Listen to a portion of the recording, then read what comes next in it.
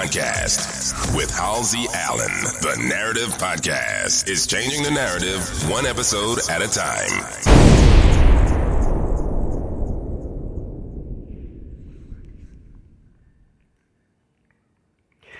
Hello. What's going on, family? You're now listening to the Narrator Podcast, and I am your host, Halsey Allen. The Narrator Podcast is the home of original people peace, reciprocity, and positivity. Welcome to the Narrator Podcast. Welcome all my narrators. So, my narrators, they already know the demonstration. They already know what the platform is all about. For anybody new listening into this broadcast this evening, I'll go give you a brief overview of the Narrator Podcast and my format for this evening before diving into the content. But first, get a little bit of business out of the way. Not really out of the way, but just showing support and love for someone within our culture. If you didn't know, rapper Crazy Bone has been hospitalized. Allegedly it is due to a bleeding lung. It's not being confirmed nor denied, but whatever he's going through here on the Narrator Podcast, got prayers going up for him and, projecting love, light, and healing energy over him and any and everyone that's connected to him. And so we're lifting him up in this tumultuous time.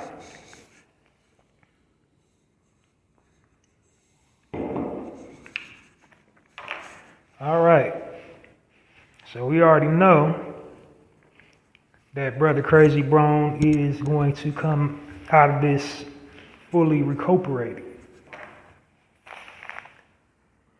All right, so now diving into the overview of the Narrator Podcast. So, got to start at the very top, the tippy, the name, the Narrative Podcast. The Narrative Podcast,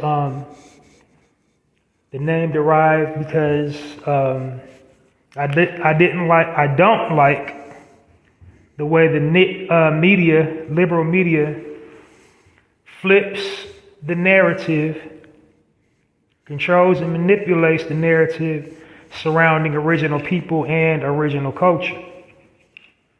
I get to what I mean by original people later on in the synopsis.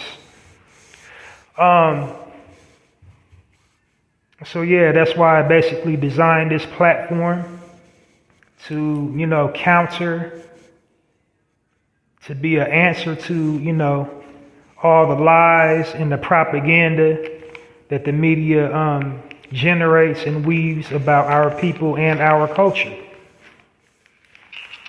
And the purpose of the Narrative Podcast is basically to uplift and edify our people by constantly showcasing and demonstrating all the positive things that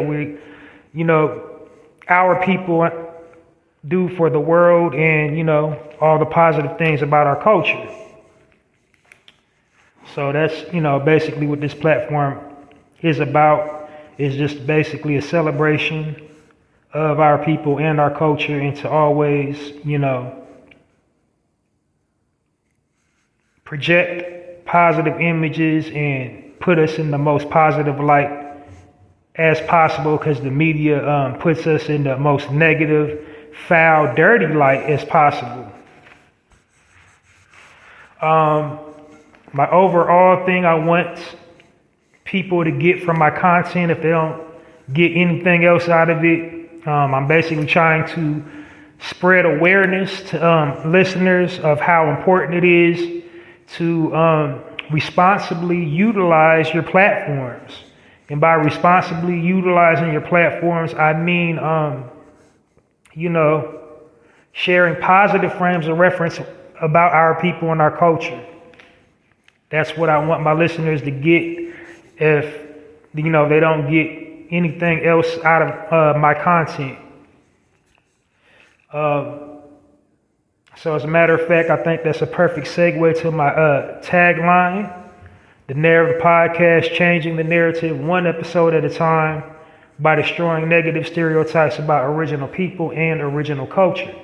How do I destroy the negative stereotypes? By providing positive frames of reference about our people and our culture. And that's what I, encourage all my listeners to do, is to utilize their platforms in an intelligent way to, empower, uplift, and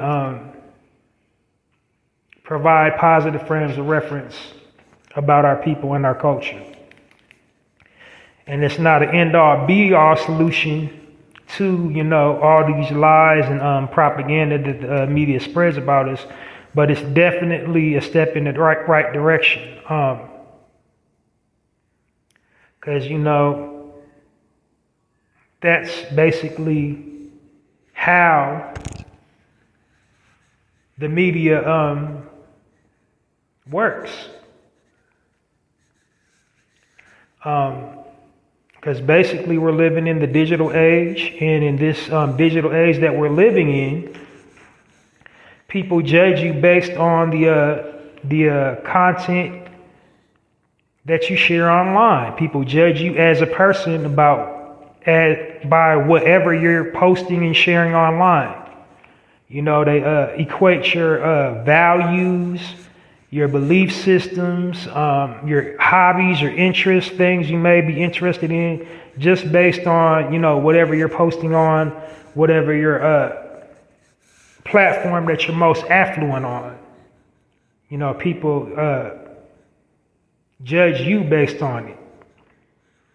And then just imagine a whole nation of people here in America and abroad who don't have any positive frames of reference when it comes to our people and our culture. And then we're indulging in validating these negative stereotypes and stigmas about our people by posting it online.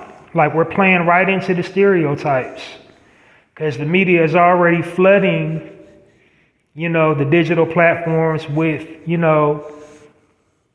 negative frames of reference about our people. Like, gang culture, pimp culture, whore culture, thought culture, F-boy culture, drug culture, gun culture, just everything negative you can think about. That's what the media is personifying about our people. This platform isn't about seeking validation or caring what people outside of our culture think about us or view us as. This is basically like, if you're going to tell our story, tell it correctly. And that's why we need to intelligently utilize our platforms to, strengthen the effort to tell our stories correctly. So like I said, because the media is evil, it's diabolical, it's wicked, its primary purpose is to basically make money. They they misrepresent us like that to the rest of the world to, garner money, to sell news. But then they also do it as a tool to help, the higher echelon, aka white people, cement their position as dominant society by, placing everybody else beneath them. and making themselves appear a certain way, make themselves appear superior by making everybody else, appear inferior, appear less intelligent than them, appear less cultured than them, less refined than them. So first and foremost, nobody's better than anybody, but that's just how that infrastructure works. And not only that, even though the media is wicked, deviant, and diabolical, it's also a business. And the first principle of business is supply and demand. So, if we're constantly posting, that's how these Fortune 500 companies collect all their information that they need to create content. This is how they justify these negative frames of reference. This is how they justify making our people look crappy to the rest of the world online. Because the media, like I said, they're governed by faceless corporations, but they collect their statistical data based on what people are posting online, what people are clicking on online, and then thus they create content based on, their statistical research. And this explains, or justify their justification for these crappy television shows, crappy movies, crappy articles, crappy books, intentionally misrepresenting our people's images and likenesses. Because they believe as a corporation, based on, what we're posting online and what we're clicking on, that's how we want to be perceived and represented as a people. You see, so this is why it's our duty to post positive content online or whatever platform that you occupy. You're a grown man, you're a grown woman, you can post whatever you like. It's your platform. You got it for your entertainment purposes, for your business purpose, whatever you're online for, that's your business. But just know whatever you're posting online is a direct correlation and representation of you as a person. That's just how it goes these days. So keep in mind of that. So, they do this to everybody. They do this to everybody. But they especially do it to us because they fear us the most out of everybody. And the reason why they fear our people the most out of everybody is because they know our history and they know their history. And they're terrified that if we ever stop fighting one another, if we ever stop running each other down, if we ever stop sabotaging one another, when we reclaim our birthright, we're going to turn around and do to them what they're doing and have done to our people since the dawn of time. But we're not like that. That's not in our nature to do that. So it's an ill-gotten fear, but nevertheless, that's why the media portrays our people in that light. Another thing, some more nuances about the Narrator podcast before diving into the content. First of all, this is a safe haven. This is a positive space. I don't engage in gossip. I don't engage in it. I don't condone it. and I don't contribute to it. I should like to think I don't contribute to it. In my opinion, it has no place.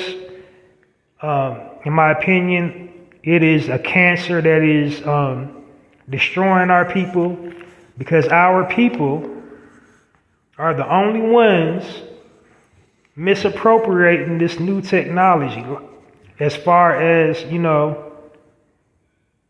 how it affects us as a people. Like, we're the only ones that utilize our social media platforms to try to inflict harm on one another through social media, dragging each other up and down social media on, Twitter, or now known as X, Facebook, any YouTube, any comment section, you will see a little argument and sub-conversations going on, and it's negative. It's like name calling and, nothing productive. So that's why I try not to promote gossip, entertain it, or really even waste my energy commenting on daily gossip. Now, what I do here is I deliver commentary and about, current events. And the reason why I do that is to unpack it, whatever's going on in the world through our perspective. When I do that, I'm controlling the narrative, because the media goes out of their way to have us looking and sounding like 20 types of crazy. So, that's why I deliver commentary. So if I ever name drop or anything, say something about a celebrity, it's only to illustrate a point that I'm making, because the way I frame everything up on my platform is basically we have issues that we need to work on within our community. We're far from perfect. We got this killing us. We're bringing each other down. We're committing crimes against one another. We're killing one another. We're stealing from one another. But the reason why we're doing this is because we've been programmed and conditioned to do this by the powers that be. And then I'll go into examples X, Y, and Z. So I set it up like that. It's never to, name call and sling mud, because I don't condone that. I don't contribute to it. Quite frankly, don't have time for it, and it's never ever floated my boat. Celebrity gossip, I could care less about, a celebrity's marital status, who they're dating, who they're sleeping with, preferences, what their preferences are. I don't care, and I never entertain it or engage it. I don't care. I'm not saying you shouldn't care. If you into entertainment news and wanting to know what your favorite celebrity's up to, that's all right. That's perfectly fine. It just won't happen here on the Narrative Podcast. There's a billion other platforms out there, and I don't engage or promote gossip and slander of our people in any form or facet. Last couple bits of business before diving into the content. First and foremost, I refer to our people, African Americans, Black people, as original people, as opposed to Black or African American, because, first and foremost, I'm not going to give you a whole lecture, because this podcast also, I've tried to make it time sensitive, and I'll tell you why in a second. But I refer to our people as original people, as opposed to Black and African American. I'm not going to give a whole history lesson on why. If you want to refer to yourself as African American, if you want to refer to yourself as Black, that's perfectly fine. But on the Narrative Podcast, I try to refer to ourselves, our people, as original people, like original men and original women. I feel that's more historically accurate and just, also esoteric, the power of words. It's more powerful, it's more dignified, and it's also unites us as a people because there's so many different types of us hailing from so many different land masses, having different ideologies, religions, faith and value systems. But we can all agree as a people, our point of origin, we can all trace our lineage back to the original point of origin. And, that's the tie that binds all of us as a people, no matter what, pronoun we identify as, we original men and original women first.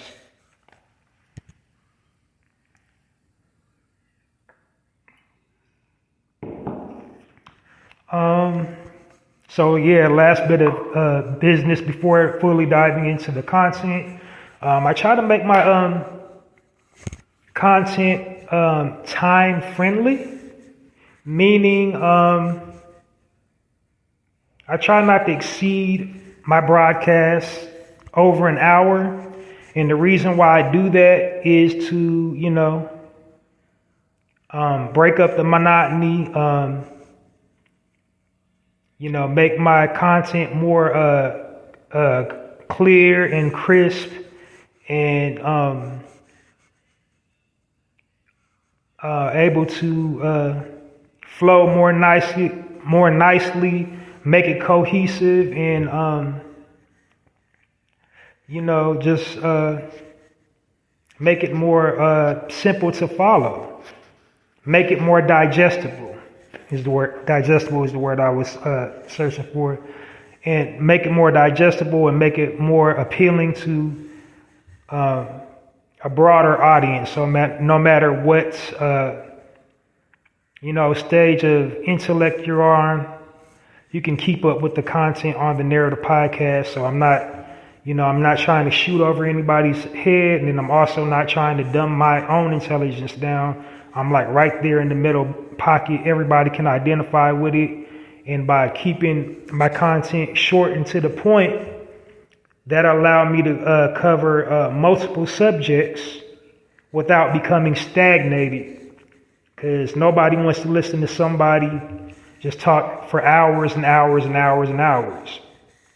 So that's why I try to keep, my broadcast no longer than an hour. Now when I very first started podcasting, I've got in my earlier episodes when I've gone like an hour, hour and a half, 2 hours, almost 3 hours. And, I wasn't getting any listeners, and that's why I refined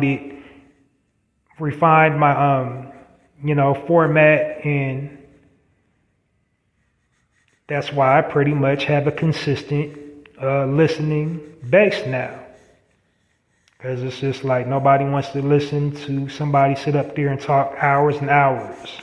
And this is an audio platform too, so, keeping it short and to the point is a good way to keep the audience fully engaged and interested in the subject matter. So that's why I do that. So I'm not like going down rabbit holes and talking in circles, basically.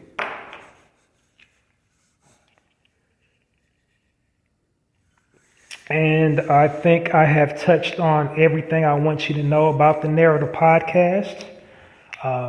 So without any further ado, I'm going to dive right on into the content. So first of all, this is a live edition of the Narrator podcast. Now I broadcast regularly every single weekend. Well, my live editions is super iffy because I never know what days I'm available to do a live broadcast during the weekday. Truth be told, I just now started doing them. I started podcasting like right as we was coming out of quarantine. Right when everything had started opening, I started like on the last week of the quarantine, and then 2 or 3 about 4 or 5 episodes later, it was over. But for the better part, I was still podcasting, and I've been doing it since, and consistently. And that's why I have a following now. But yeah, the purpose of me doing these lives is basically to share the positive frame of reference about news. And what I do on a live episode of the Narrator podcast, I basically share back positive articles about our people doing positive things. Because as I said, the media constantly bombards us with negativity, warping our perceptions of ourselves, subliminally programming us for the violence, for the dysfunction, for the toxicity, by constantly just regurgitating and spinning, negativity about our people and our culture. So on my live editions, I'm sharing positive news about our people engaging in excellent things that will impact and uplift us as a whole, as opposed to, being involved in some type of criminal activity, some type of, low moral behavior, any negative way that the media tries to spin it. So like I said, my entire platform is dedicated to uplifting and edifying our people and, spitting in the face of these negative stereotypes and stigmas that the media weaves about our people and our culture. So now that you know what, the live broadcast is all about, one last element, at the end of my articles, I deliver commentary.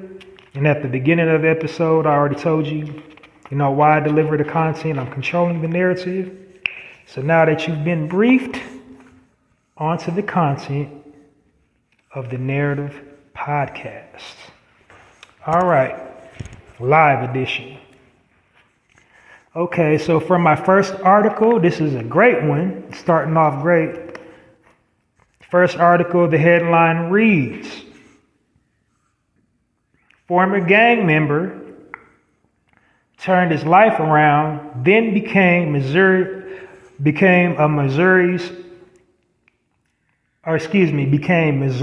Teacher of the Year.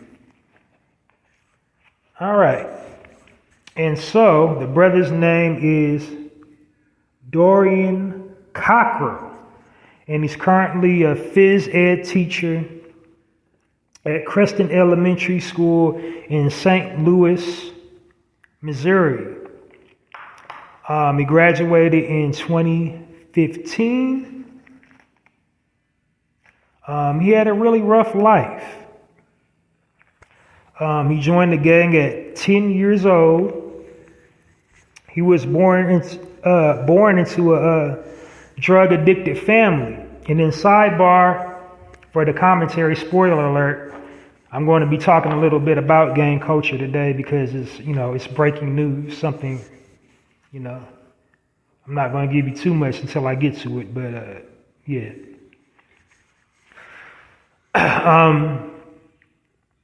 So that's, basically why people join gangs to begin with. They want, a surrogate mother, surrogate father, surrogate siblings, because they're lacking something at home. But, so he was born a drug-addicted family. The article didn't say what happened to his parents. Like, was there ever in his life that his parents died of drugs or what? He was basically raised by his grandmother. He used to vandalize the neighborhood, destroy public property. He was one of those, just breaking windows in abandoned houses, breaking car windows and knocking over trash cans and all that type. Like, you ever go outside and be like, now who did some ornery mess like that? It was probably a child like that. And then, He was horrible. He's turned his life around. I'm just saying, like he was out there real bad. And so about probably at age 14 or 11, 12, 13, 14, that's when he joined the gang. Didn't say what gang he joined, but so he was a full-blown gangbanger by age 14. Like I said, he was adopted by his grandmother. She had custody of him and his siblings, but eventually the grandmother died and their family got split apart. He got placed inside foster care. The article didn't say what happened to his other siblings after his grandmother's passing. He got put into foster care. He ended up getting a calling to change his life around when he got adopted by his high school football coach at the age of 14. After high school, he attended and graduated from the University of Missouri, graduated with a degree in education, and that was in the year 2015. And that's why he's being honored by that, because he instills, his previous experience to, connect with the children and, let them know he's been there, he done that.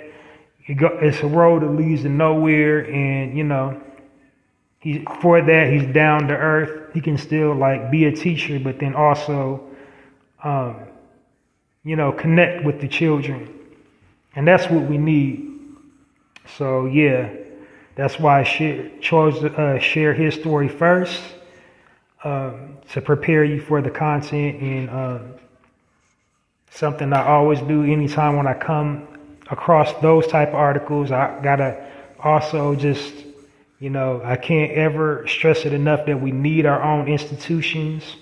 So that's good that when we get educators in these public school systems, we need our own. We need our own schools at every grade level. We also need our own vocational training facilities. Our very own, because it's, none of these other people are going to speak directly to our people. They're not going to, give you what you need because they want to keep you where you're at. They're never going to tell you the real. They're never going to tell you, the exact tools you need. They're going to just constantly bombard you with mess. It's either that or just try to program you into believing you're never going to make it anyway. Like, you're not going to make it, don't even try. But when you see somebody that looks like you, that is, excellent and excelling and living the best life, then, that's inspiration and motivation for hey, they came out of that environment, I can do it too. And we need more of that, and that's why we need our own institutions. Just culturally, we just do. And no, before anybody says it, that's not what Reverend Dr. Martin Luther King was died for, because, white people, they love pulling that out their head. Oh, well, why are you guys trying to separate that? Goes against what Reverend Dr. Martin Luther King Jr. was. No, that's not what he was doing. He did want us to all, as human beings, sit together at the proverbial tablehood of brotherhood together and just look across at each other as just a man and as just a woman and not see color. But, at the end of the day, everybody just gravitates. That's just the natural things. Have you ever seen a lion in a bear's cave? No. It's just the laws of nature. Everybody sticks to their own, and it's nothing personal. It doesn't mean we hate you or we can't stand you. This is I'm more comfortable in this setting. I'm more comfortable into having unspoken truths. Things within our culture like in an original people, a man or a woman's house, we know what stuff means. Like just there's spoken nuances in everybody's culture. Like within our culture, we all got that little bag in the kitchen for the plastic grocery sacks. In every in dominant society, White Houses,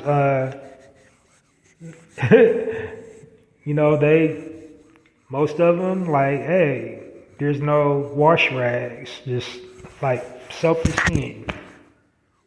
Spanish household, they discipline their children with the chancla. You're going to see some big tapestry blankets. And I can keep going and going, but the point I'm making is, everybody needs to connect with their own, but our people, especially here in America, we need our own educational institutions, our own vocational training facilities. And that's the only point that I was trying to make. I didn't mean to go off on that side tangent, because I got a whole lot more content to cover. But join me into giving a warm narrative podcast round of applause for our brother Dorian Cockrell and his achievements in being a motivational, inspirational role model to our youth.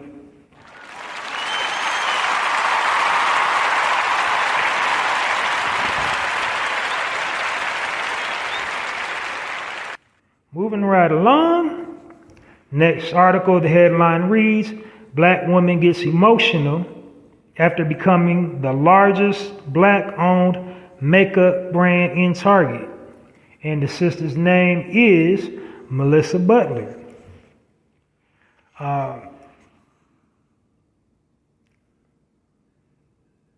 Melissa is from Detroit and is an HBCU grad. She's the founder and CEO of The Lip Bar. She recently became emotional in an Instagram post revealing that her brand is the largest Black-owned makeup brand available in Target. Her brand is available nationwide at 750 locations of the Target chain or Target franchise. Her displays are occupying more than 6 feet in every Target aisle they're sold in. So she founded her brand in 2012 out of frustration with chemicals, didn't like how, most makeup brands would break her skin out and, allergic reactions she would have to makeup brands. So she basically just started making her own. And her makeup is verified vegan and certified organic, so all natural ingredients, won't harm your skin. Her brand is also, of course, dedicated to inclusion and diversity, because our women are the most underrepresented in everything, so the makeup industry included. She initially auditioned for the Shark Tank to get the Kickstarter money that she needed for her business, but they turned her down, and she kept up with her vision, and we see what happened. Now she's the number one, on her way to becoming the most recognized brand in the U.S. So let's give a warm narrative podcast round of applause for our sister making strides in the cosmetic industry, Melissa Butler. Congratulations, sisters. Keep going.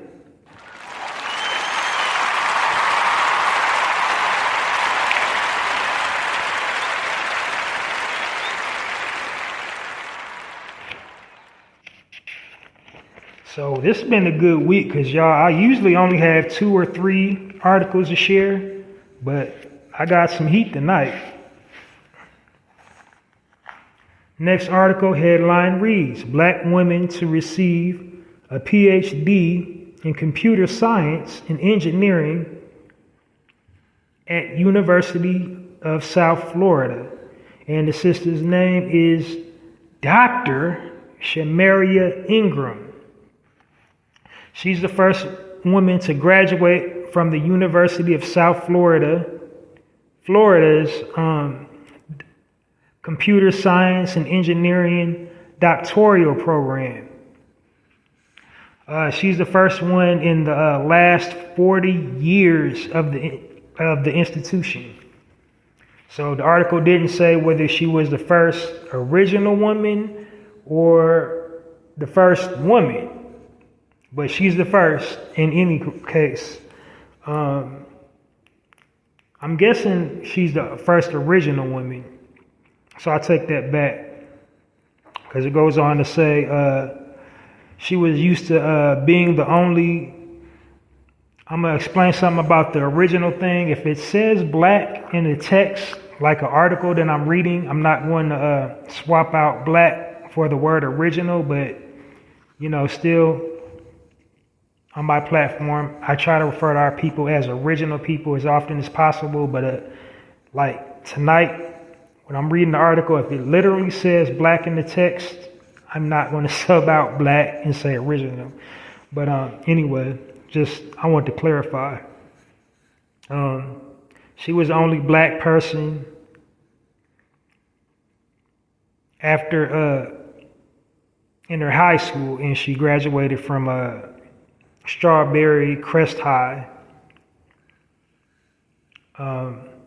So she was the only black person there. She was used to being the only black person in the room. It wasn't till around she got a large concentration of original people when she graduated from Bethune-Cookman University, which is an HBCU in Daytona, Florida. So I'm going to go off on another little side tangent. That's awesome because STEM is the wave right now. And so if you don't know what STEM stands for, it's science, technology, engineering, and mathematics. We're still underrepresented in those areas. And those are the most in demand and highest paying jobs you can have. But yet we're the minority in it, and we're still kind of one leg behind everybody. The whole rest of the world. There's still so many of us that don't even know how to turn on a computer, don't know how to use any software that the computer comes with, maintain the computer. We're living in a digital world. If you are digitally illiterate, that equates to being just illiterate. So I know there's black millionaires, black billionaires with first and second grade education.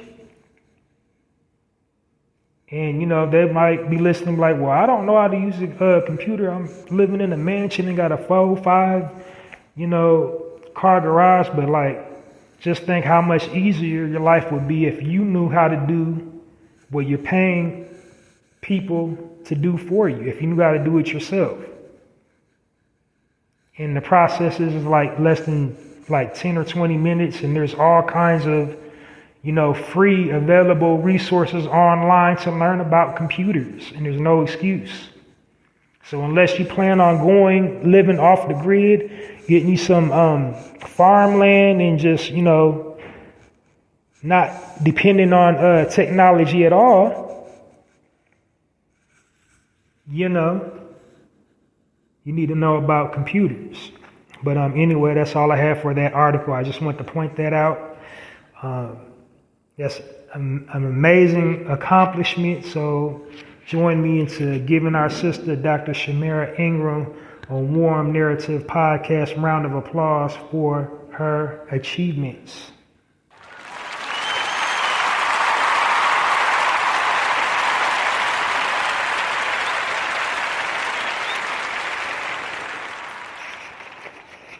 All right, moving right along. Next article. Headline reads, Young Black Entrepreneur and Sibling Launch New Line of Educational STEM Toys. And I just got through talking about STEM. So to reiterate, STEM stands for Science, Technology, Engineering. So the young lady in question is 10-year-old Ava N. Simmons, and she's known on social media, the STEM Princess, and her sister, Cynthia Jester of Durham, North Carolina. They partnered up with retailers in the U.S. and Canada to distribute the product. The name of their company is called STEM Team Genius Squad. The toy line consists of experiments, science experiments, coloring books, do-it-yourself slime, experiment kits.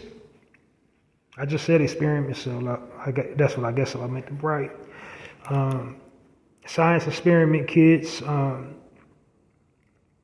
electricity, or science experiment kits where you can use electricity from alternative power sources such as food, wind, and the sun.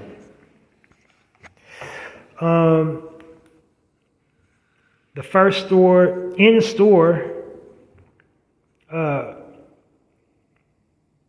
division of their company took place in a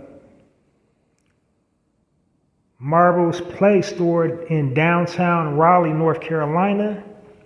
They plan to launch more in the next year. They created the product during the pandemic. The youngest sister, Ava, was diagnosed with dyslexia. And to help her, cope with dyslexia, she had to give herself something to help, train and focus her thoughts. And so to do that, she just started doing YouTube videos, which taught her how to, pay attention to detail.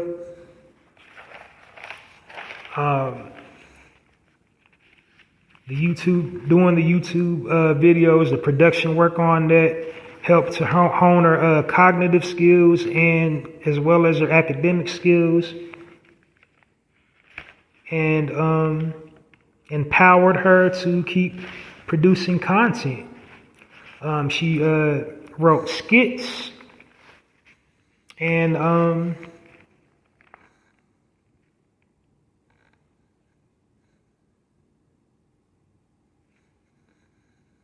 I'm sorry, I got lost in my notes.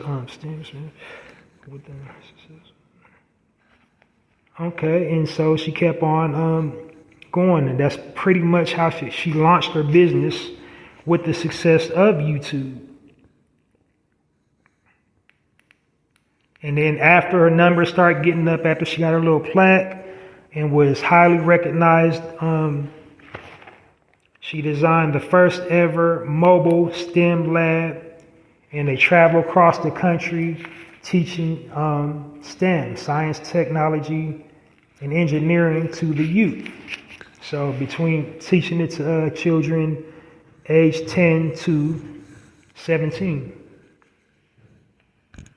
So that's a viable skill to have. So join me in a warm narrative podcast round of applause to these two young ladies. Ava and her sister Cynthia.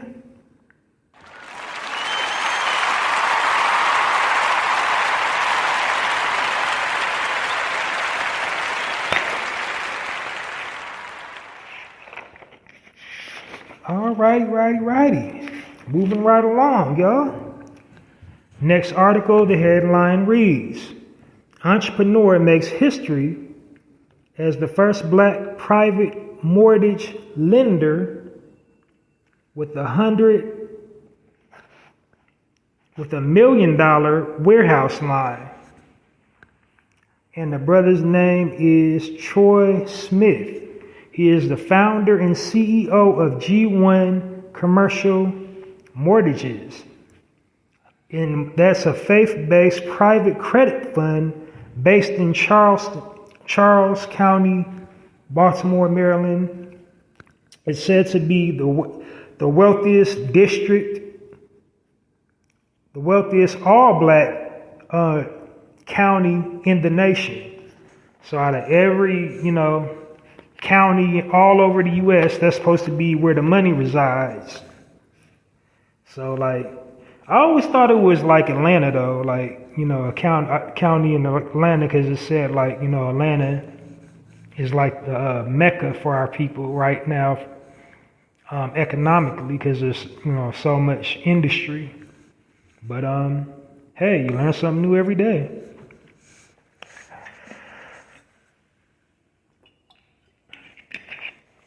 So, excuse me, just getting me some good old water, hydration. Mountain Valley spring water, nice, good. In the glass bottle, not the plastic.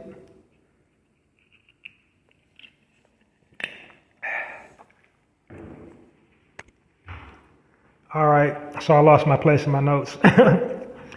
Hey, we're live, people. So his company, like I said, that was supposed to be the richest, county in the U.S. for our people.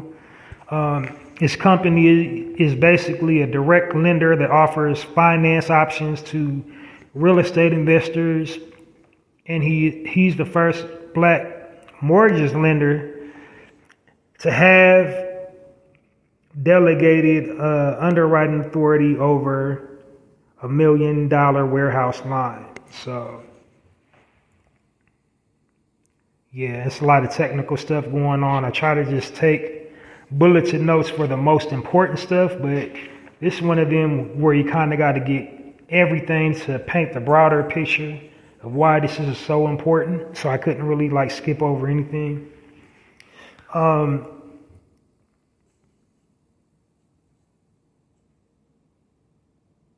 He positioned his company within the private mortgage market by creating bank alternative lending capital for mortgage products,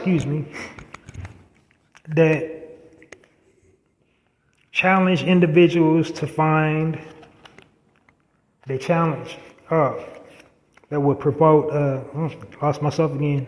Bank alternative lending capital for.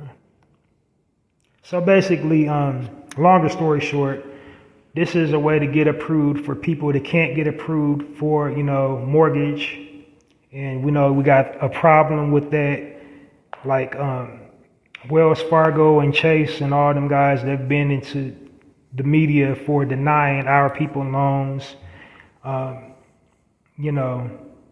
purchase homes, to purchase property. His business is basically dedicated to, getting our people financially in the state that they need to be in, patch up, their credit and any type of red flags on their whatever that would prevent them from, getting a loan to, becoming a property owner, to purchasing a home or purchasing land. So that's what that company is basically all about. It helps our people acquire financial literacy. So if you want to get into real estate, flipping houses, flipping property, you can do that with his company.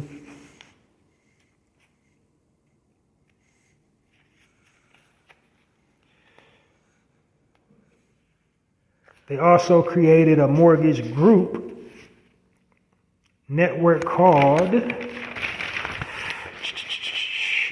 Martian. And Martian is basically a collaboration of original or black banks.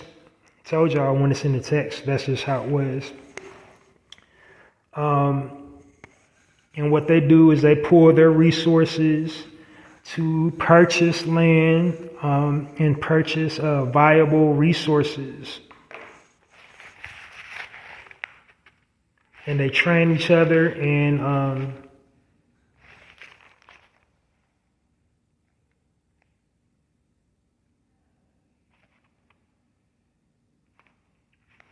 or train anybody that wants to get in that business. That's what they're dedicated to. So basically, Martian is like an affiliate marketing program, the mortgage version. So if you know anything about affiliate marketing, that's like basically working remotely without actually having to travel, without actually being in meetings, you know what I mean? So you can learn the business and flip property online and all that good stuff.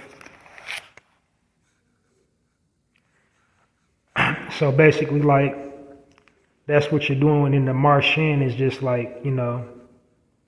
advertising their business on your platforms. And if you're, of course, if you're more digitally,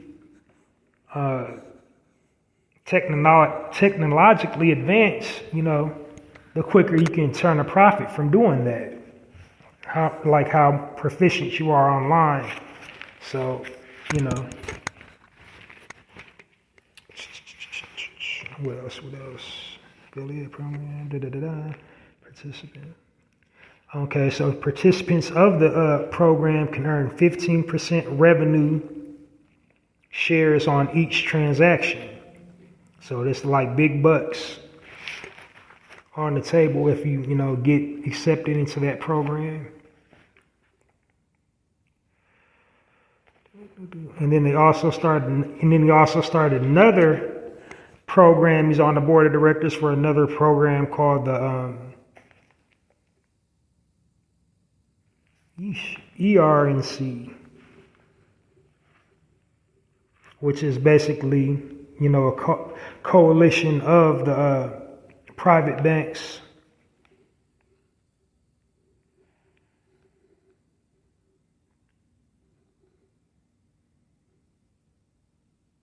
That make sustainable investments to take care of the neighborhood. So they invest in things like food, air, and water and energy. And then he's involved in another group, and this one, the ERC is just specifically for our people. So that's what they're dedicated. It's a network of black banks, and that's what they do with their money, with their residuals, is they make investments in the community. They invest in food, water, air, and energy. And then he got another one where he's on the board of directors working with the CDC, Charles Community Development Corporation. And that's more just something for the city, just people that live in that area to get them, financially literate and help them build a portfolio and all that good jazz. And that one's kind of open to everybody, for the entire community. All right, getting to the nitty gritty. I only got a couple more articles to share with you guys. I think I'm got 1, 2. Yeah, I got 3 more articles, and then we're going to dive into the very short, very brief commentary, some stuff that happened, and I'm going to address it narrative podcast style.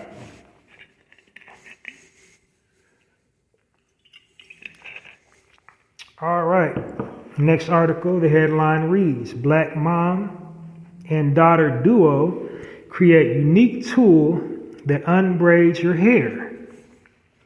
And the sister's name is Natasha Anderson, along with her daughter, Khadijah.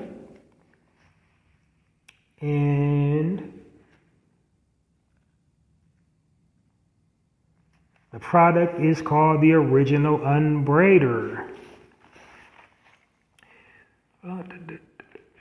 And what it can do is it basically can take down 4 to 8 braids at a time while combing and brushing your hair in the process. So no frizzies. You don't yank your hair out, sisters, because I know they tired when they put them braids in, what they call them, micros and lace fronts and all that. I don't know. I'm just saying what they be saying. So you won't yank your hair out, and damage your scalp and damage any new growth. She came up with the idea because she got a large family and she's responsible for doing everybody's hair in the house. And she got tired of unbraiding people's hair. So she was looking for ways to do it more efficiently. So that's kind of the birth of any great invention. You're just basically trying to get to what you need to get done and trying to have a quicker, easier way to do it. Natasha reached out to a friend of the family who just happened to know somebody who had their own plastic manufacturing plant in Taiwan.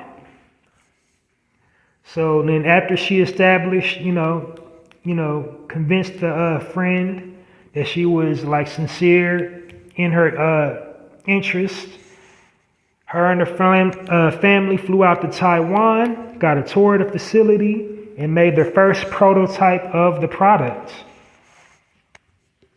In 2021, her daughter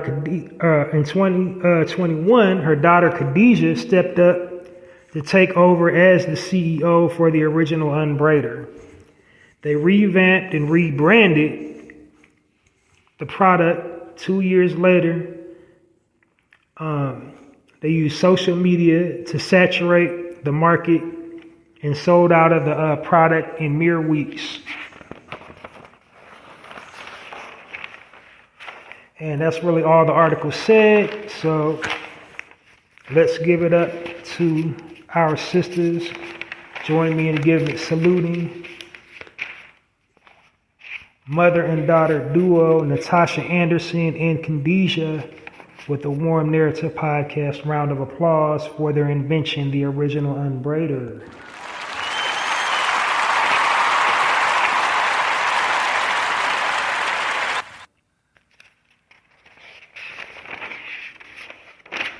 Okay, I thought I had 3.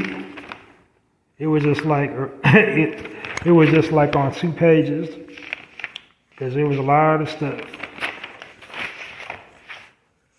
It probably would be been shorter had I typed my notes. I think I might start typing my bulleted points out.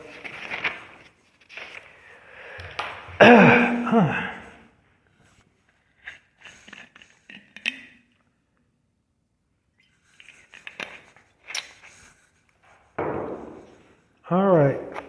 So last article of this evening, the headline reads, Black nurse makes history with first ever mobile tiny home psychiatric clinic in Georgia. And the sister's name is Dr. Joanne McDougall Patterson. She's a nurse practitioner and entrepreneur. And she founded the tiny home. The tiny home is based out in Atlanta, So what the tiny home basically is, it's a mobile healthcare facility, and they offer services in our communities for people, with no health care, who's on like Medicaid, that would probably most likely get denied anywhere else for mental health care therapy. And make no mistake, our people is the most traumatized people in the entire world for all the atrocities that, has befell us as a people.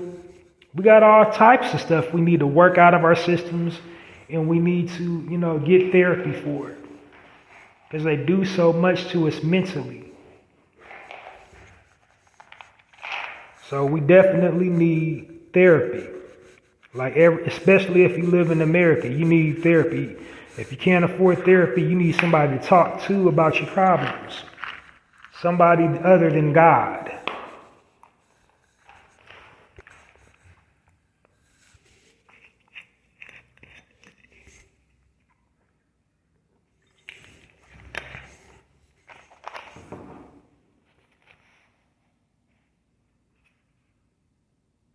So like I said, the tiny home clinic is just basically a safe zone that provides healing and comfort for those in need of its services.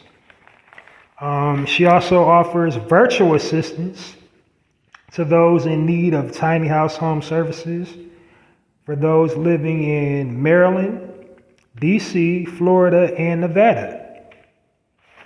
They accept Medicaid and self-payout as well. You can follow her on social media at Dr. Joanne,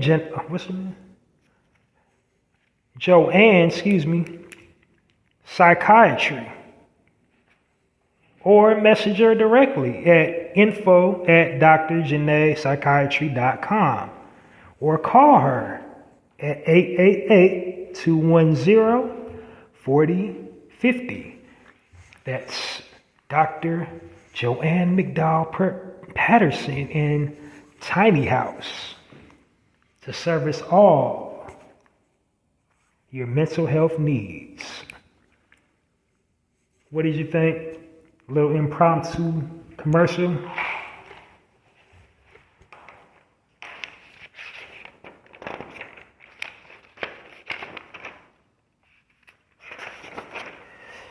Yep, and that'll do it. That was my last article for this evening, and now we're diving on into the commentary. What's happening out here in these streets? We finna find out. So, first thing on the menu. If you didn't know, there's been a huge recall on that novelty treat that was trending at the beginning of summer. All the influencers was endorsing it. It was the fake fried chicken ice cream. Like all the YouTube and the TikTok influencers, they was endorsing it. All the foodies. So they're recalling it because it's been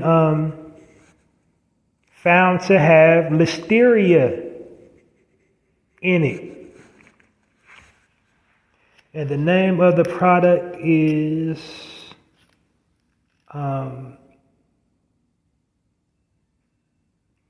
Life Raft Treats, Not Fried Chicken brand.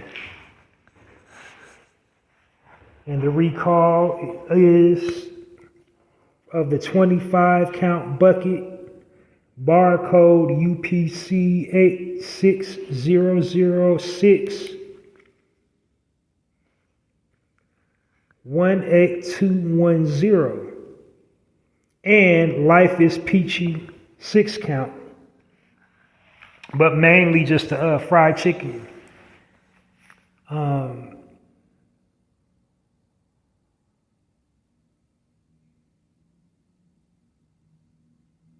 The recall applies to the label Best by the 28th of 24.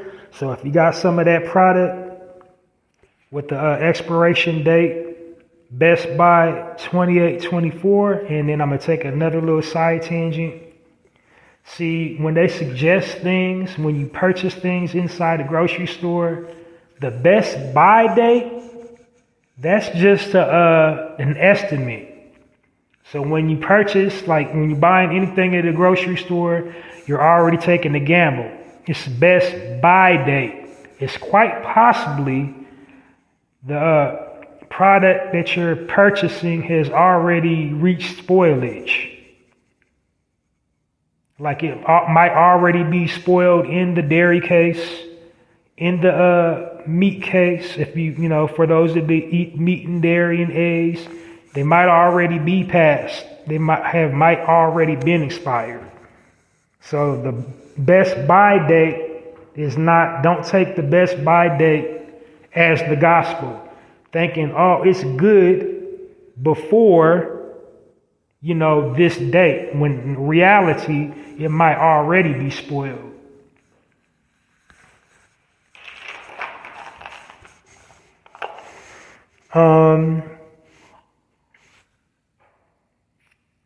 The product was shipped to Florida and 36 other states nationwide.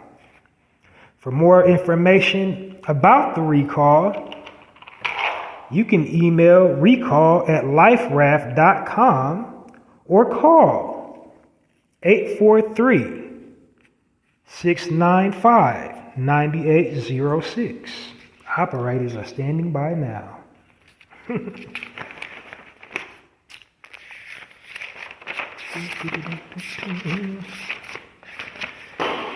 All right, why did I write my last one? All right, so that's that.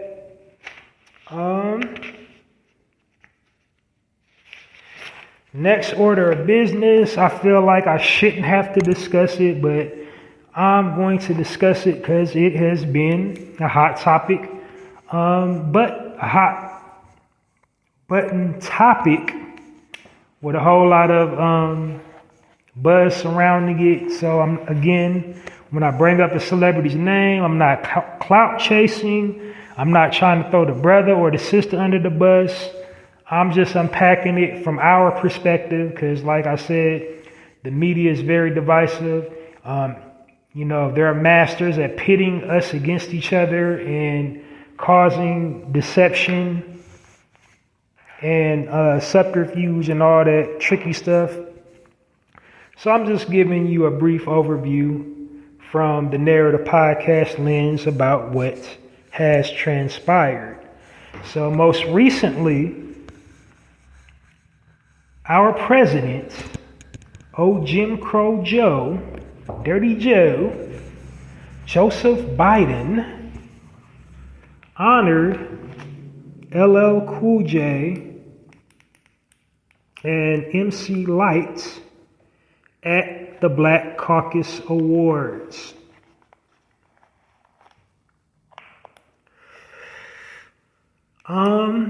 And so basically the whole internet's in the tizzy. We haven't, like we always do when stuff like this happens, we got all these little discussions and sub-discussions of people in the, and I'm doing air quotes, conscious community, putting their spin on it about, you know, what happened. And, you know, longer story short, at the end of the day, he did. You know, what is debatable. Did he like fake, you know, on the slip, call LL Cool J a boy? He said that boy got muscles as big as my arm or something like that. Commenting on LL Cool J's athletic physique.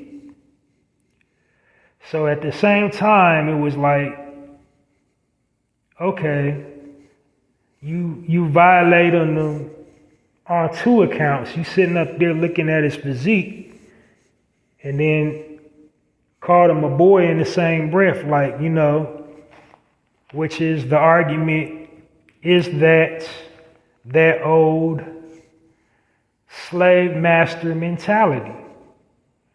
And the debacle is, was it intentionally done, or was it truly just a slip of the tongue?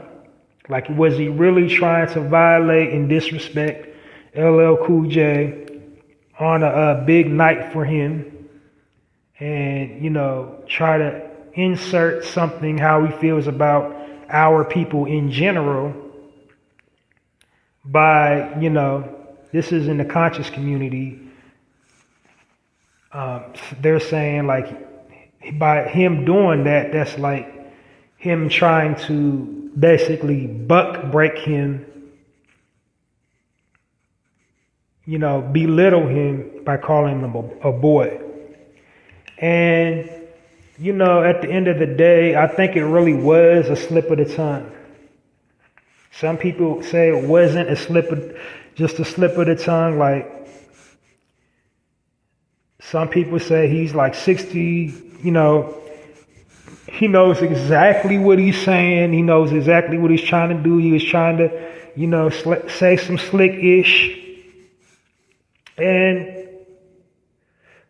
from my perspective, I listened to it a couple times, and I think he really did just really slip his tongue. Like, he really just had a slip up. Said this boy, because if it wasn't a slip up when he said boy, he would have just left it alone. But he immediately caught himself, this man, this guy. And it's not common for an older person. It's not uncommon for older people within our community to say, hey, boy,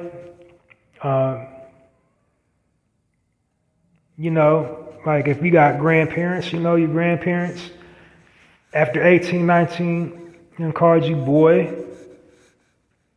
or girl, if you got you, we say it in slang.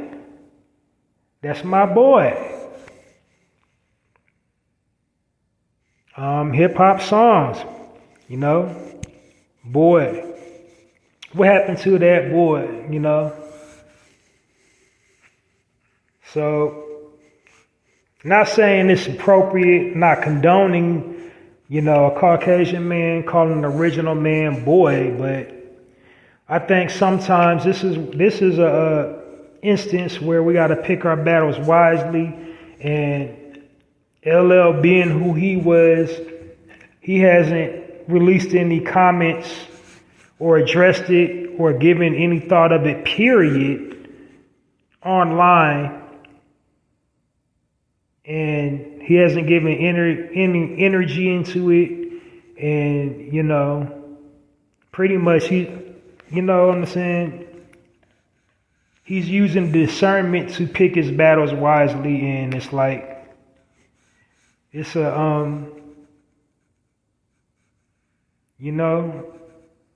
I think, Tariq Nasheed would say it's a nothing burger. It's like, why get mad at something like that? Why, like, expel your energy, writing a big essay online, how dare you, da-da-da-da. You know what I'm saying? And speaking of online, who came in the fire is none other than another nominee for the award, another recipient, of the same award that he got, MC Lyte. And she got backlash because she said she didn't think, that he was intentionally trying to do it. And I love when the powers that be tell us how to feel.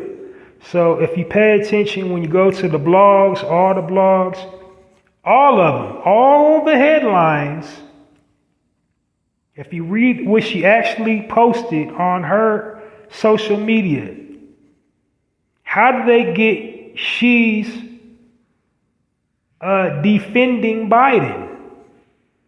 How is she defending him by saying she don't think, keyword, her opinion? And then take in consideration, she was there. She was in attendance. So she knows the context, fully aware of the context of the words that came out of that guy's mouth that was in front of her face.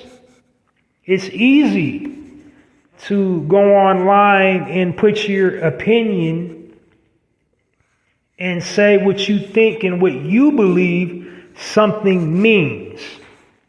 It's very easy to, just, take them little peanut shells from the gallery and throw. But it's like hard to defend the actions. It's like anybody can just sit up in the comment section and think and sound smart and sound intellectual. But it's like, it's easier said than done. Now, all these people are sitting up here calling MC Light, a mammy, and she's a bad wench, and she's pandering and all this stuff. And all she says, she don't believe that he intentionally called that grown man who could crush him a boy because he's the president of the United States. So we already know he done screwed us over. We already know his intentions. Do a whole lot of celebrities pander? Yes. Do a whole lot of celebrities buck dance? Yes. Like everybody just isn't like high on morals. Everybody, isn't stand up, as they say in the hip hop community. There's not a whole lot of stand up people. They say I'm stand up in, my rap lyrics, I'm a stand up guy. You can check my rap sheet. I check out and I'm for the cause. I'm on the front line. Another cliche people tend to say is I'm in the soil. But then, when you get to checking their work, their body of work don't match up with them saying they're stand up and they're in the soil. You don't never see them in the soil. When something happens where we need their voice and we want to see where they stand on our people being misrepresented or, something bad happening to our people, when it's time to use their platform to speak on it, they want to sashay it off with some passive-aggressive kumbaya rhetoric. Like, oh, we're all God's children, let's all get along. And no. So I don't think her saying that was pandering. And the reason why is because MC Light has a history of helping people. She's utilized her platform to endorse our people. She's created opportunities for other artists in the hip hop industry. She's created, do you know how many things are attached to hip hop? She's helped people get on TV shows. She's helped people get endorsements. You can tell when somebody is really walking it with, like they talking. Like everything that comes out of Light's mouth is God. So, being a person of God, you don't walk around telling everything you do for everybody, advertising how you help people. So calling her an Aunt Jane or a mammy or, a bed wench, that's over the top. And in my opinion, like people need to fall back and get a life. Like, and then especially if you haven't done nothing anyway, if you ain't put no work in the movement, you definitely don't need to be online, pointing fingers at somebody else if you haven't even done anything in your own community. If you ain't even did nothing in your own household. Charity begins at home. If you ain't never even helped a relative, you don't need to be saying anything about MC Light. And I'm not caping for MC Light. I'm not caping for LL Cool J. I'm not fanboying for either one of them. I'm here to deliver the truth. And the truth is sometimes in this pursuit of equality, of this pursuit of empowerment, of this pursuit of righteousness, we as a people become self-righteous. And our egos inflate. And we want to call everybody, a Tom or a Coon or a this and a that. And we don't even got all the facts. And the backlash she's receiving is for people that not only haven't done anything in the community or their family, they don't have the necessary tools to do something. So not only have you can't do it if you wanted to. You can't put nobody on if you wanted to put somebody on because you don't have no resources. You work for, you got a boss. You have an employer.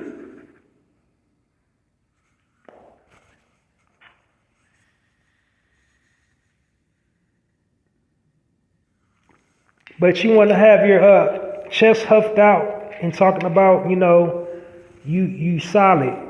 You stand on principle and you stand on truth, and the truth is you don't even have nothing to contribute to the movement. Nothing but your mouth and your little comments in the comment section.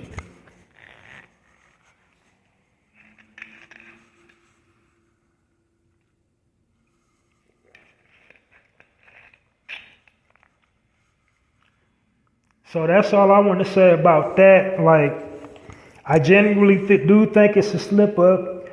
It's very easy to for people to say he said it on purpose and try to clean it up because the man, he's a politician and politicians are liars.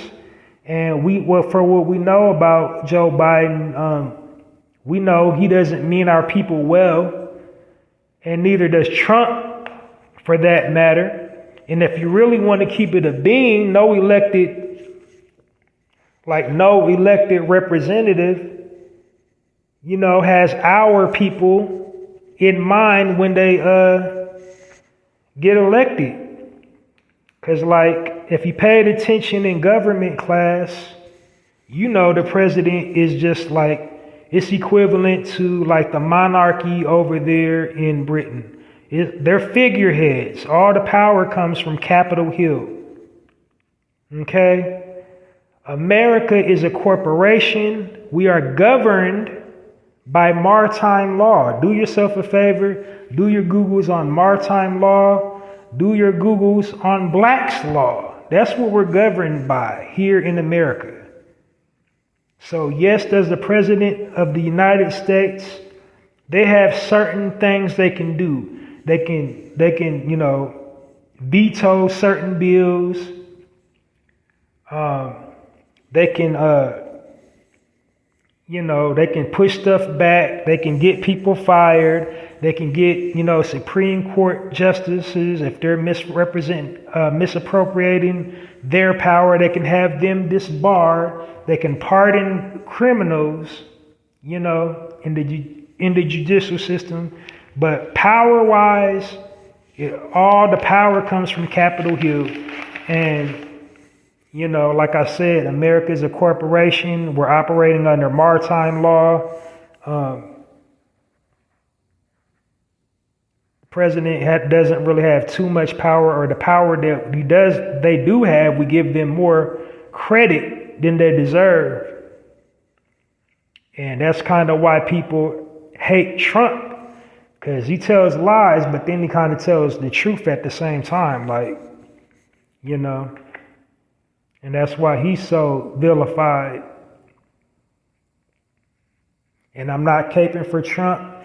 Like I'm saying, like this whole presidential stuff, it's all a finesse anyway. I'm for our people. I don't care, you know, if you're a Republican, a Democrat, independent party, conservative, liberal, left wing, right wing, red, blue. I don't care what you is. I'm for us. Period. Period. I don't care what your political affiliation. I'm for us. What's in it for us, and that's how we need to be thinking, and we need to be moving. If it's anything to this democracy stuff, we need to take that emotion out of it, how people make us feel, and look at policy, what's in it for us, and then people will respect us more. And we will have more opportunities instead of when instances like this occur, we get divided, letting instances like that divide us as a people. Like we can't stay on one accord because we don't even know, you know, how this thing is running, what the game is about, and the game's right in our face.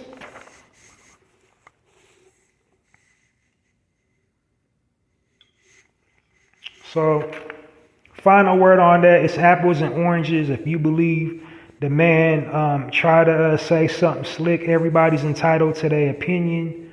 MC Light, she was there, so I would think her opinion matters a little bit more. LL has chosen not to address it, so, you know. I don't see the big deal. And if he did call him a boy, so what? We can call him we can call him some names too.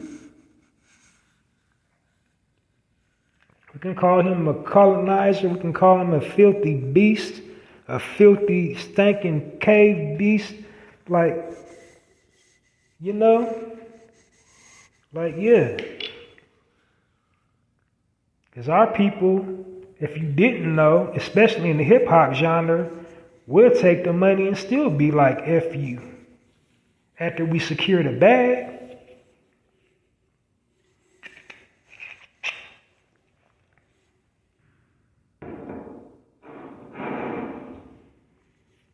So, yeah, final word. Shit. What's understood don't need to be explained. It's self-explanatory. All right, next thing I got, and then I'm out of here, you guys. The special ed drink champs interview. And so I don't got Ed's direct quote, but it went viral, and then people are just kind of on a late freight. All this backlash, you know, came behind that.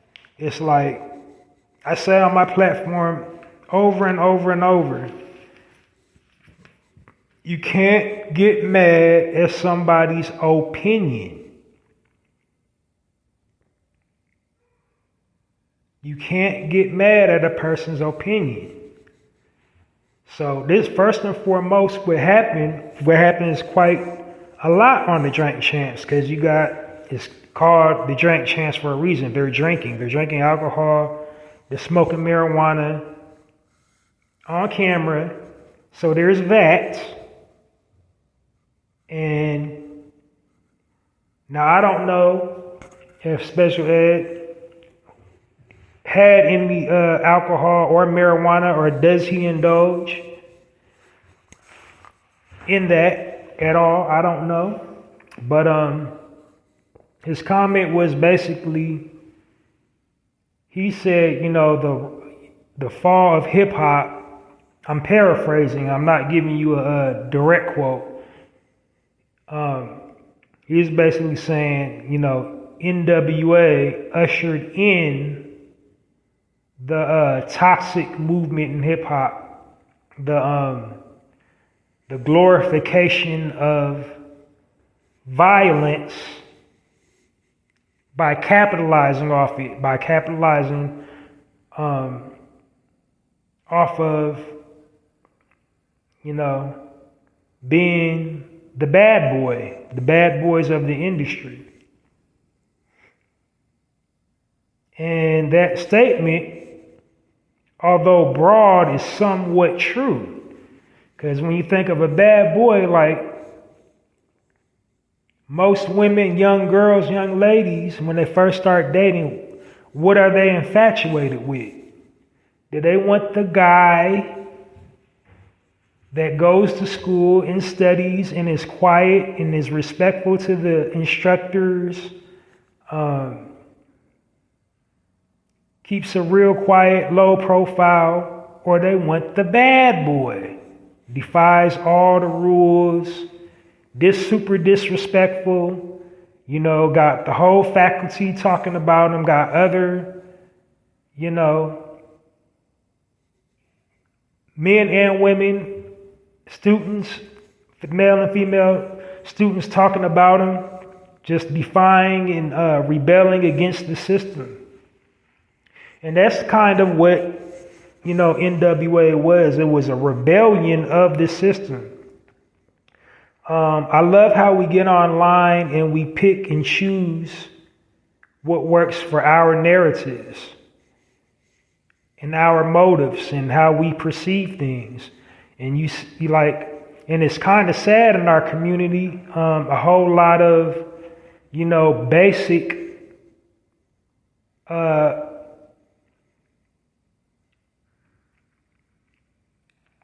basic skills, man. I'm sorry, I'm just a little distracted.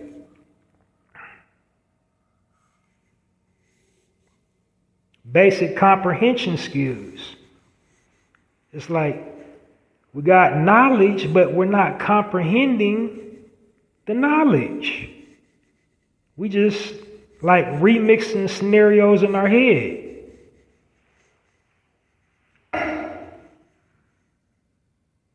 So people is just like putting their own little spins on what the man said. They're taking like the snippet and circulating it all over the internet, and how these content creators they sit up here and be like special ed like that's all like that snippet of the Breakfast Club or Drink Champs, Breakfast Club, Drink Champs. They're taking that little excerpt from what he said about NWA, and then they're putting, clickbait on it. Special ed disrespect the West Coast and says, the West Coast is responsible for the degeneracy of hip hop. And that's not what he said. He said they made it popular. He didn't say NWA taught the entire USA how to gangbang.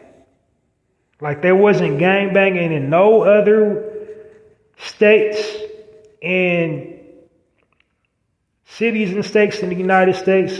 Like gangbanging only existed in California and nowhere else, and which is a lie.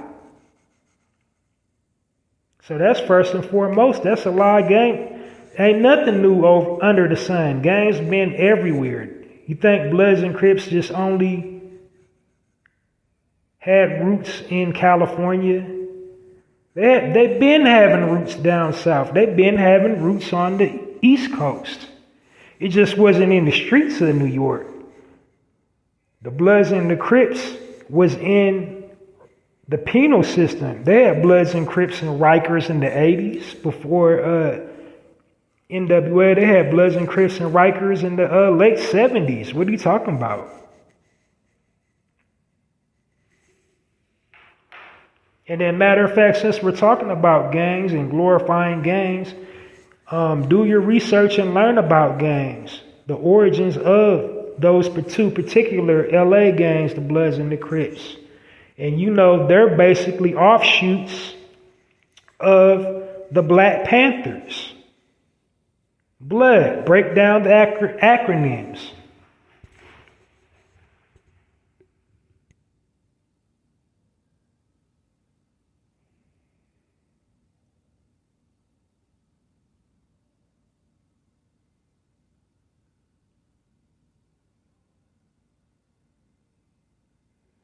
So for the Crip, you got Citizens Resistance in Progress, Bloods. Well, the Bloods, they got a couple of them. Like, I don't know. If you know, you know. In some circles, it's one way. In some circles, it's another. But basically, the beginning of it is like brotherly love overrides and what is the other? Oh, D, I can't remember right off the top, so I'm going to have to go to Google. But yeah, I got relatives in like every single organization you can think of, so.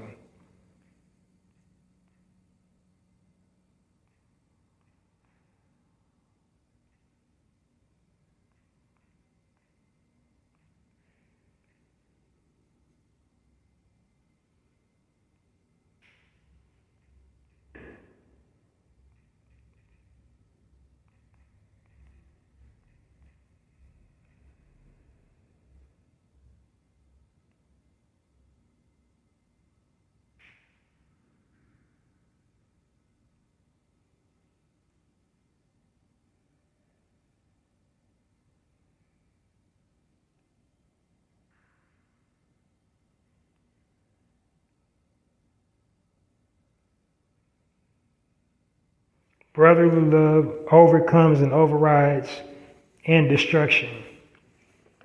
That's that acronym. I already told you, Crip, Citizens Resistance in Progress, and then their colors are symbolic. So the red in the bloods, that means their blood. We're all one blood. We're family. That's what that color means. And then with the blue for Crips, we true blue. Their foundation is the truth. You understand me? That's what both organizations was, the pillars in which they were founded upon consist of. And so, yes, over time, corruption set in. So, yes, the government infiltrated and turned them into, weapons of destruction. And the narrative got shifted. And instead of defending the neighborhoods, tragically, most of them became the monster that they was trying to destroy.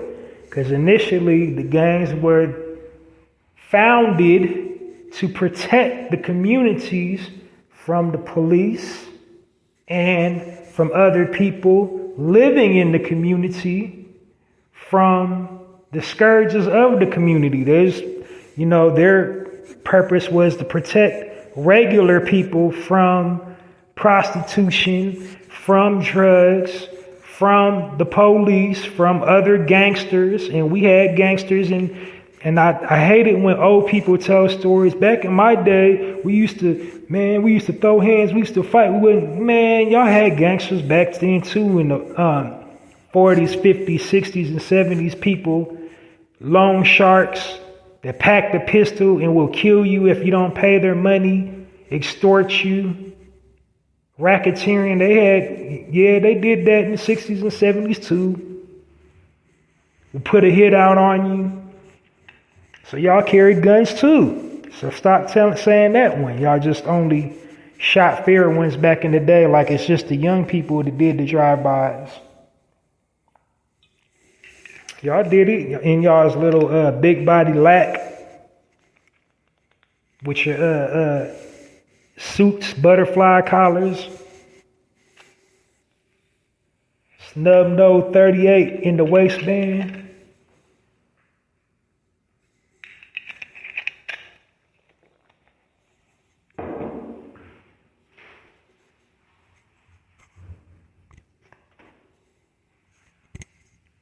But yeah. So that can't be true. That NWA started gang banging in other states because it was already there. That can't be true. That was already there. Because people come to LA, people from LA go to down south and they bring the gang bang culture with them. And they have been doing that since, the gang's inception. Spreading it like, the gospel, like Billy Graham. Before NWA was formed. That's how gangs was getting into all the other areas of the United States. And then fun fact, we always, the first initial people we think of when we think of gangs is Bloods and Crips in Los Angeles, California. But gangs, the immigrants that came over here, they started the gangs, the white people from like Poland, Italy, Scotland, they came over here. Chinese gangs, different Asian gangs, Japan, China. Like all them immigrants, they came over here and started gangs. But within our community, we got gangs that supersede and predate Bloods and Crips. But like I said, the initial purpose of the gang was to build the community, not destroy the community. So it would be unfair to assume that NWA did that. But in the interview, within the interview, he said they made it popular. They made it appealing for corporate America. That was his point he was trying to make in Drink Champs, but it got misconstrued. And then all hell broke loose on the internet. Then you got guys on different sides who are active gang members talking about what they're going to do to special ed. And then,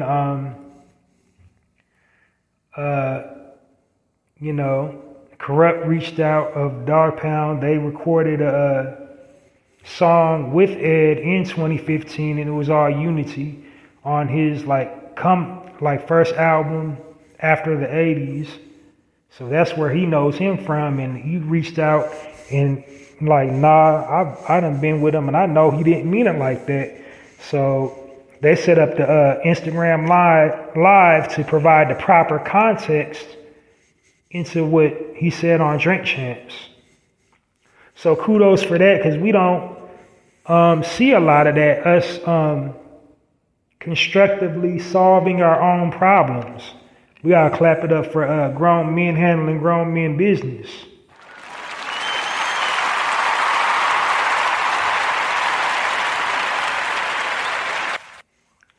And hip hop don't get enough credit for that, because that's all you ever see is artists going back and forth on timelines talking about when I see you, it's on site, and you BAN and woo woo woo, and they start bringing people into the argument that don't got nothing to do with the argument. They bringing in kids and parents and bank accounts, and nothing to do with nothing. Just cheap shots below the belt. And again, like I said, only our people do it. But thank goodness that Ed and Corrupt and everybody involved, cooled out, provided the proper context, and they had a progressive conversation, and they wasn't, infringing and disrespecting each other, and putting it out for the rest of the world to see that his true, intent behind his comment wasn't to or about NWA. He was just framing it up for the powers that be. how they, manipulate us and use it. Because, and another reason it couldn't be true, because NWA wasn't the first rappers talking about street stuff. Like, you had drug cultures in the late 70s and early 80s, people talking about selling drugs and carrying guns and all that, criminalized behavior. Like, you had pioneers, like the first BDP album. They had guns, they had Uzis, the Blastmaster, the Teacher. KRS-One, when he came out, he had a Uzi on his album cover. And then in another borough, MC Shan, it wasn't on the album cover, he had a Uzi too. What do you think the Uzi symbolized back then in the 80s? His most popular photo shoot is, he got a mobile phone with a Uzi.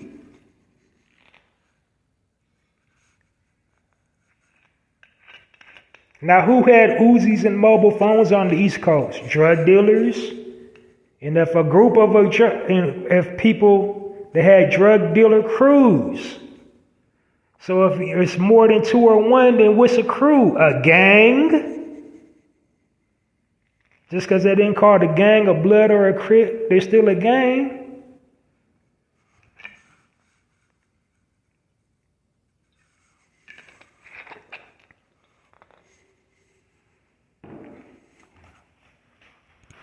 So it's always, from the beginning, been a glorification of drugs. In the beginning, a glorification in the foundational, era of it. There's always been there in that. Grandmaster flashed the message. Listen to the message. He's like laying it out for you to play it out. Broken glass everywhere.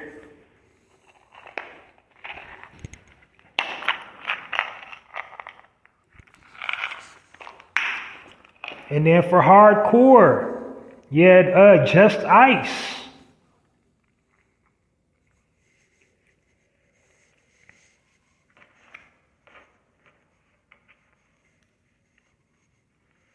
He was talking about, hardcore street stuff.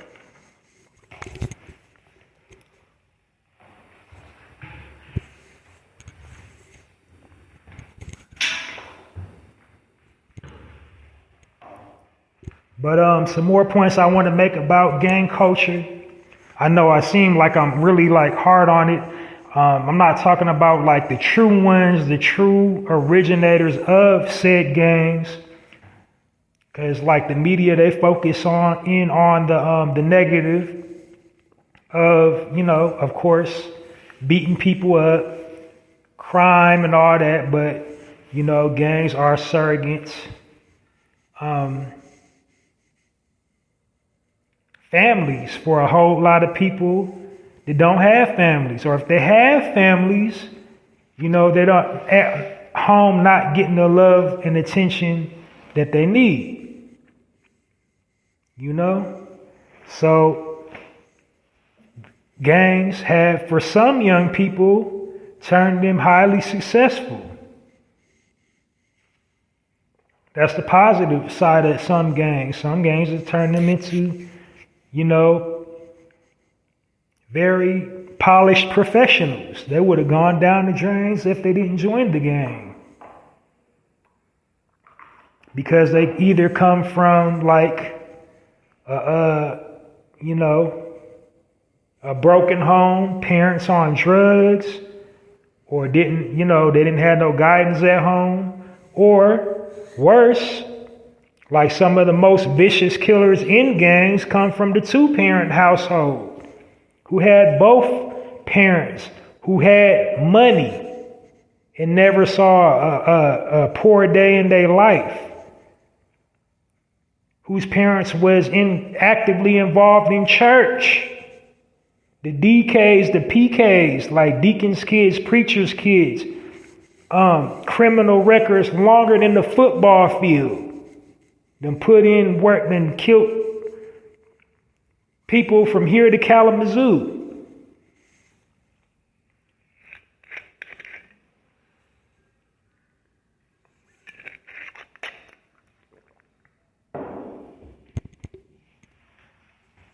But yeah, so that would be the only part that I would disagree with Ed in his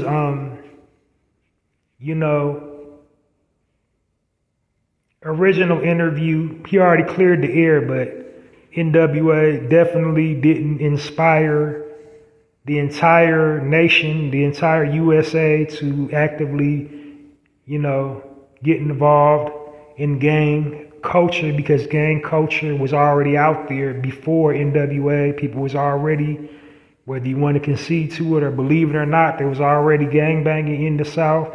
There was already gang banging on parts of the East Coast, everywhere before NWA made their album. And be quite frank, their first single, Express Yourself, that was some conscious West Coast hip hop, because Ice Cube's verse, like Google the lyrics, Dr. Dre's verse, I don't smoke weed or cess. They rhyming about being positive.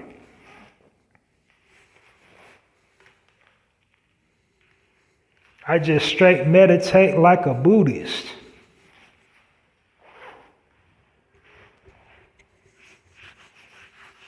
So, I would say what he meant to say. It never became bang. It didn't become a concern for the rest of America until Caucasian people started joining gangs and trying to wear the bandanas and being in gangs. And gangs was indoctrinating a whole lot of Caucasian white kids, because they basically, fund their operation. They would send the white kids to, put in the work because they're white and they know they ain't going to get no time, ain't nothing bad going to happen to them. They're going to take the white kids' money and let them hang out with them. So they can never elevate and have the same status as a black gang member, original member of the gang, but they would use the white children for, whatever they needed to use them for. But that's when America cared, is when white kids started joining gang. Let's keep it a being. That was what the hoopla was about. Not, NWA didn't cause that. The anti-violence movement didn't launch until white kids started joining gangs and getting killed in gang activity. Until white kids start stealing from their parents, till white kids start disrespecting their parents. I mean, they've always been disrespectful to their parents, but just not, listening to our music while doing it. That's when it became a problem, when white kids started joining gangs. But as far as gang culture, they've always existed here in America. Gang culture is the fabric of America. If you really want to break it down on a granular level, the immigrants, when they came to the soil of America, they brought gang culture with them.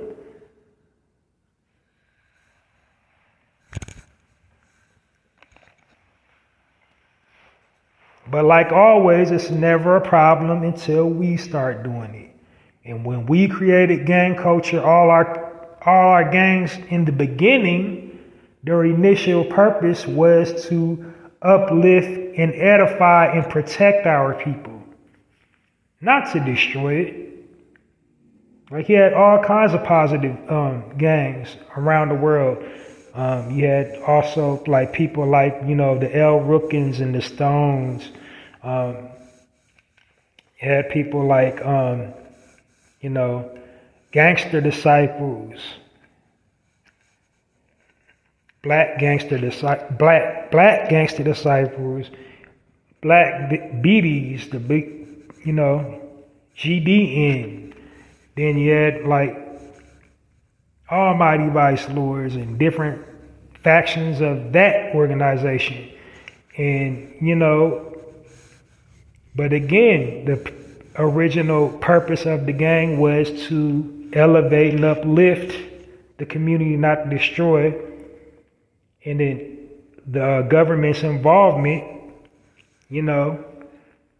they collapsed those infrastructures. And yeah, I call them infrastructures because in essence, they're really no different than a college sorority or a college fraternity or sorority. When you think about it, because they wear colors, they got their secret handshakes, they got initiation rituals that they can get killed or hurt or killed. But then they got the confidence, I'm with a group of people. I'm not just doing this by myself. And then another point that I want to make about gangs and sororities that parallel, a lot of people that don't have knowledge say, well, how is black people going to be Greeks like and da-da-da? Like, hold up. Hey, guess who was the original person on this planet? Guess who stole our culture and colonized it? So when you go to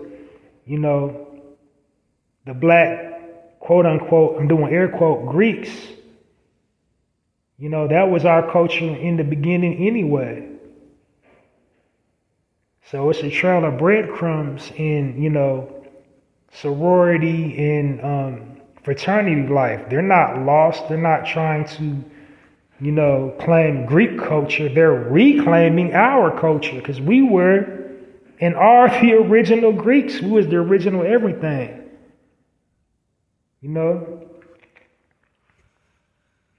But yeah.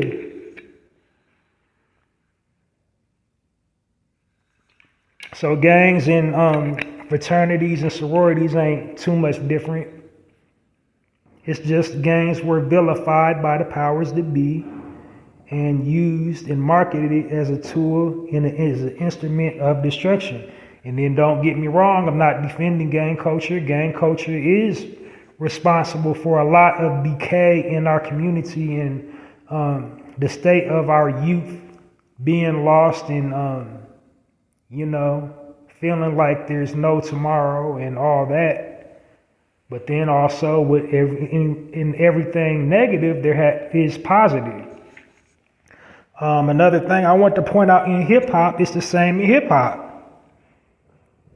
Like with each generation. So like,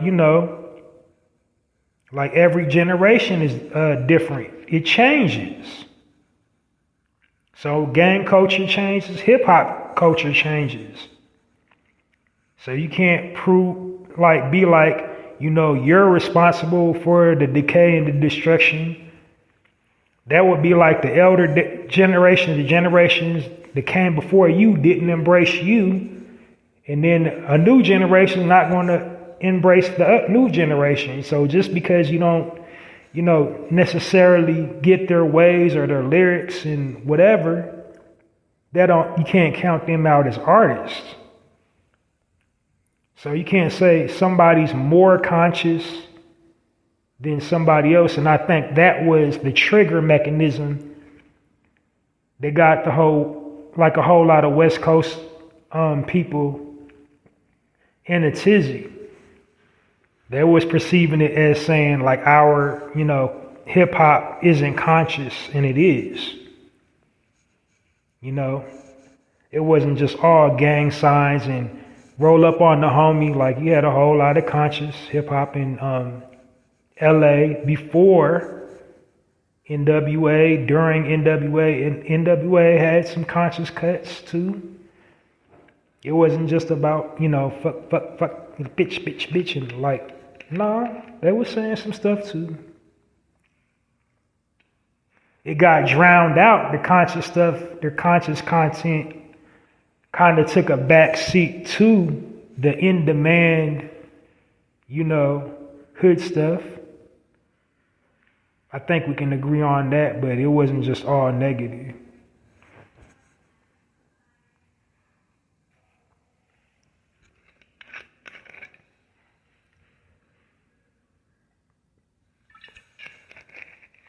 But like I said, I'm glad they got that understanding out there, because I would hate to, that whole, we would hate the whole East Coast, West Coast thing reignite, something bad to happen to Ed or something bad to happen to a West Coast artist. We don't want or need none of that, because, they have the power to, change the narrative, provide jobs, provide stability, utilizing their platforms in a positive way. So, like again, salute to everybody that, crushed that, showed the world that we can peacefully, civilly agree to disagree. And that's precisely what that situation had when he had his on-air discussion with the Dog Pound pertaining to the comment made on the Drink Champs. So yeah, I'm moving forward. That's all the content that I have for this evening for the Narrator Podcast. Thank you all for listening. Join me again this weekend for another full episode of the Narrator Podcast. And just asking you guys to please download this episode and all previously recorded episodes of the Narrator Podcast. Also, listen to me this weekend for a full episode of the Narrator Podcast. How it differs from this format is I have actually 7 sections, and in each section I has speaking points. And I already told you the purpose of that is basically to help me keep it time efficient. That's the only difference between a full weekend episode and this live edition format. And so I got 7 sections to cover. Other than that, the plot is to uplift and edify our people. That's where they differ. It's just the more sections on the weekend edition of the Narrator Podcast. But during the weekday, I just do these random lives when I have free time during the weekday. So to avoid missing me when I go live, subscribe to my YouTube channel, Halsey Allen. I'm Halsey Allen on YouTube. Click that subscribe button, click the notification bell, and you will be notified every time the Narrative Podcast goes live. Also, follow me on X or Twitter, because this platform that I'm on broadcast directly to my YouTube, and they also broadcast directly to my Twitter. So every time I'm live, it broadcasts directly to Twitter, broadcast directly to YouTube. So you always know when I'm live. I've also written, I'm a poet too, in addition to this. I write poetry, I perform poetry, write spoken word, all that good jazz. Check my book out of poetry that I've written. Currently, it's only available on one medium, and the medium is poetizer.com. The name of my book is called The Black Card. So head on over to poetizer.com right now. They have a virtual bookstore. So go to the Poetizer virtual bookstore on poetizer.com and look for my title, The Black Card. The Black Card basically is an amalgamation of poems reflecting, our entire experience as a people and all the nuances within our culture as original people, black people. So basically it's a black survival guide in poetry form, like everything we experience, everything we go through as a people, 30 creative, insightful, witty poems reflecting the black experience. So do yourself a huge favor and purchase the Black Card today, or get your Black Card revoked. Also, please support my poetry blog titled Halsey's Poetry Corner, and it is available on blogger.com. The email address is www.mrhalseysblogs.com. The name of my poetry blog is called Halsey's Poetry Corner, and the way you can support it is by sharing either the link from Halsey's Poetry Corner or an actual poem from Halsey's Poetry Corner on all platforms. Whatever platform that you're affluent on, share Halsey's Poetry Corner, a poem from Halsey's Poetry Corner, or the link to Halsey's Poetry Corner to any to all platforms, whatever you're affluent on, like Facebook, Twitter, Tumblr, WordPress. Now for the visual ones like YouTube and Instagram and Snapchat, you might have to actually just shout out Halsey's Poetry Corner. I don't think it's, would violate any community guidelines to do that. But support my poetry blog, Halsey's Poetry Corner, at www.mrhalseysblogs.com. Share poems from Halsey's Poetry Corner on all platforms. The tagline for my poetry blog is Halsey's Poetry Corner, poetry with a passion, poetry for all occasions. I've been getting into the swing of posting brand new ones every week. I should have one posted tomorrow. If I don't post one this evening, I'm going to try to post one this evening. I'm getting better. I used to post them every single day. I kind of fell off in the month of October. But I'm trying to get back into the groove of posting daily poems on Halsey's Poetry Corner. But in the meantime, support Halsey's Poetry Corner. Share poems from Halsey's Poetry Corner on, all media platforms. And then purchase the book book of poetry titled The Black Card. And download this episode and all previously recorded episodes of the Narrative Podcast. Well, that's it and that's all. Thank you so much for listening this evening. Join me this weekend for a full edition of the Narrative Podcast. So I'm Halsey Allen. I'm a narrator. I change the narrative one episode at a time. I'm asking you to help me do that by becoming a narrator and changing the narrative one social media post at a time. Until next time, Halsey Allen and the Narrative Podcast signing off. And it's like that.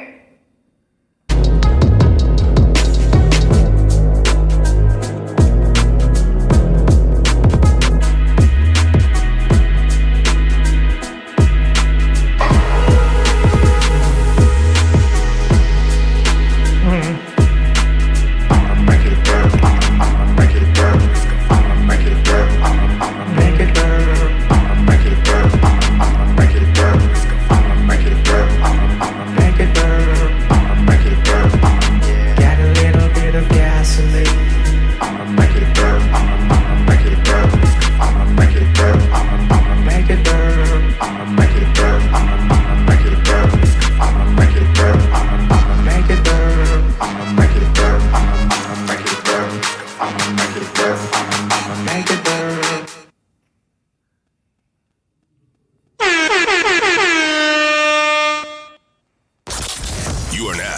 listening to the Narrative Podcast with Halsey Allen. The Narrative Podcast is changing the narrative one episode at a time.